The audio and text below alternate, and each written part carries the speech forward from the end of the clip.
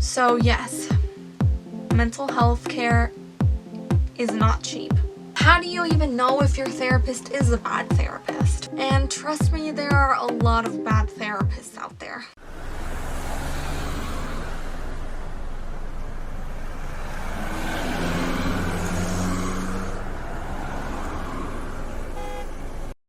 About 7 months ago, I started therapy finally. And unfortunately, about 5 months in, I found myself Googling what to do if you disagree with your therapist. Now, I didn't find many search answers, and definitely nothing like that of the sort on YouTube. And while there are many, many great videos highlighting the amazing, wonderful impacts that therapy can have, unfortunately, there are some difficult parts or uncomfortable parts that people don't usually talk about. Now, I am most certainly not a licensed healthcare professional or anything of the sort, so if you need to talk to somebody, please seek help. I will leave as many tools and other such things in the description below, so please feel free to check those out. So I wanted this to be just kind of like a cozy, relaxed video because I don't want to put people off on the idea of therapy, say bad things about it, because I absolutely do believe in it. I still go to therapy myself. I think it's very important and almost everyone should do it. I'll talk about that in a second. These are things that I often think about whenever I have quiet moments to myself like this, and I just wanted to share it with you guys, my thoughts and opinions. When I started, I really didn't know anything about therapy. I didn't know how it was gonna go, what are the things that I was going to talk about, if I was even gonna like it, if it was even gonna work for me. There were a lot of questions inside my head. And there's really good YouTube videos or articles online, or you can even ask people that you know that will help you get through those things. But at the end of the day, that's the first thing that isn't discussed about a lot. And that is, starting is one of the most difficult parts. It's never too late to start therapy, that's for sure. But at the same time, the sooner the better. Taking that first leap to actually scheduling your first appointment is something that takes a lot of courage. Even though a lot of the taboo-ness of therapy has been eliminated with especially Gen Z culture normalizing it, it's not something easy. You can have intrusive thoughts like the fact that, you're not strong enough to deal with this on your own, or you don't have what it takes, or what if the person that I'm telling this to is gonna judge me because I'm saying all of this. These are all very normal thoughts to have, and I think every single person, or at least most of us, feel that way. If you do decide to take that first step towards getting help, know that I'm very proud of you, and you should know that that is a very big accomplishment because it takes a lot of courage. So the second thing that a lot of people don't really share or discuss when they're promoting therapy is, unfortunately, how expensive and inaccessible it is. For whatever reason, even in today's very woke mental health awareness culture, it is very expensive and a luxury to be able to afford mental health care, and that's insane. I think that's one of the things that frustrates me the most about this. And I think it's very easy for people to be like, go out, seek help, talk to someone, find someone that you can, trust, and blah, blah, blah, blah, blah. But that's not easy to do. And that's the reality of things. Even on BetterHelp, which is supposed to be a tool and a website that's claims that it's less expensive than traditional walk-in therapy because it's completely online, it's still $60 to $90 a week. Now, I will leave a link in the description about a nonprofit organization that is meant to help people find mental health care professionals in low-income areas or people who don't have much resource. It's called the openpathcollective.org, and they have professional licensed therapists that charge half of what you would see on BetterHelp, which is $30 per session depending on your incomes and your resources. So if you want to check that out, it's in the description. The next point that I want to talk about is that you may not find the right therapist on your first try, and that's okay. It's part of the process. A lot of people don't talk about changing therapists for whatever reason. Like, it's not something that's widely spread, or at least I haven't heard much about it. And the thing is, I have heard it being described as like trying to date. Finding a therapist is literally like dating. And every single therapist works in different ways. And so you have to realize the mechanisms and the tools that they have that work for you.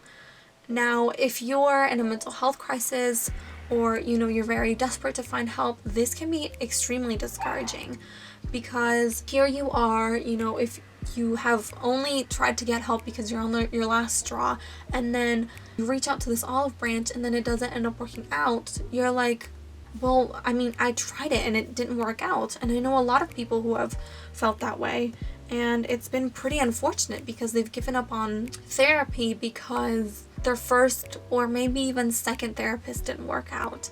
I think we should, collectively try to work something out. There are, places online, or if you go to entire facilities that will like do quizzes and help you find someone that's the best match for you. But if you're doing this on your own and you don't have all of those tools to help you narrow down who the best fit for you is, you kind of do have to like take a blind leap of faith.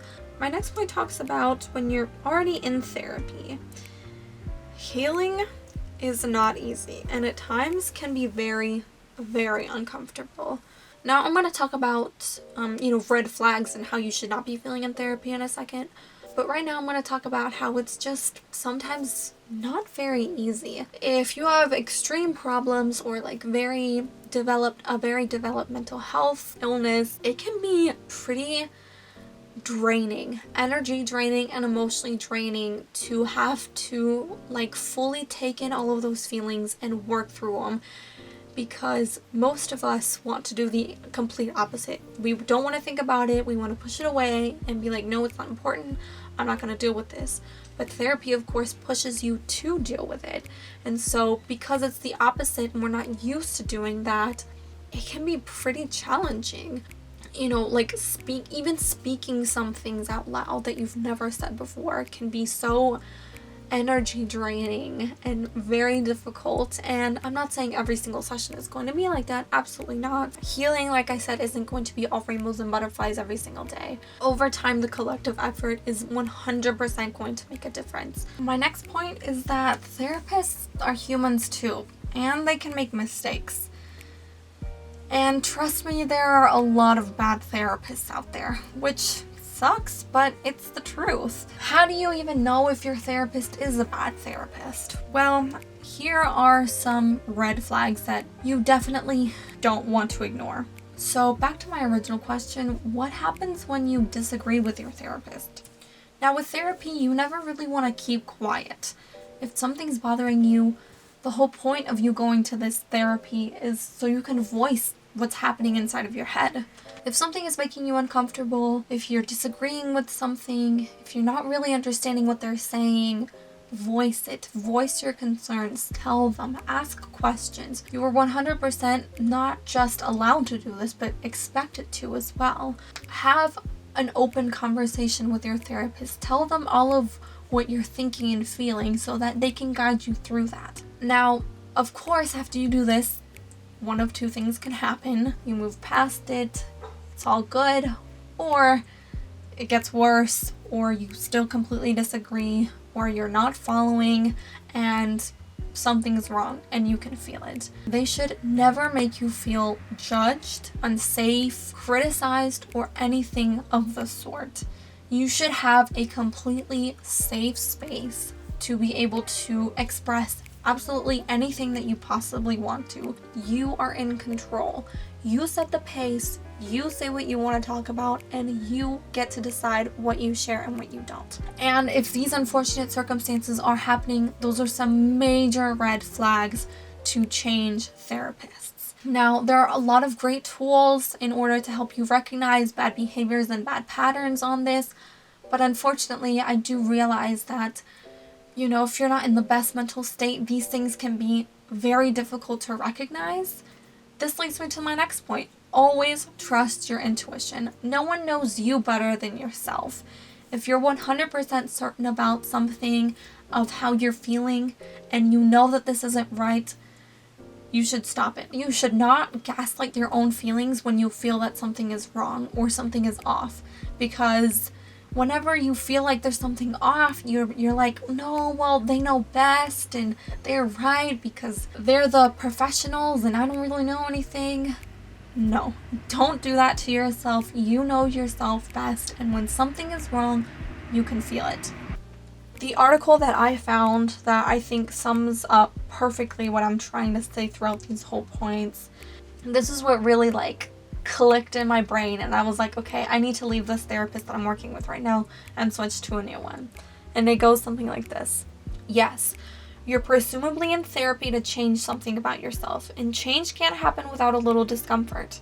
But it also can't happen in a vacuum, and any work you put into it has to fit with your personality, your values, and the circumstances in your life.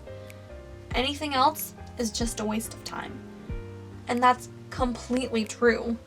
Therapy is not cheap, like we just mentioned. It's expensive, and if you're not feeling like you're gaining anything from it, instead of you're losing, that's 100% a red flag to leave that therapist and go find somebody else. So that leads me to my last point, my loves, which is please don't give up. Yes, these may be some uncomfortable or taboo aspects of therapy, but you deserve to be happy and healthy.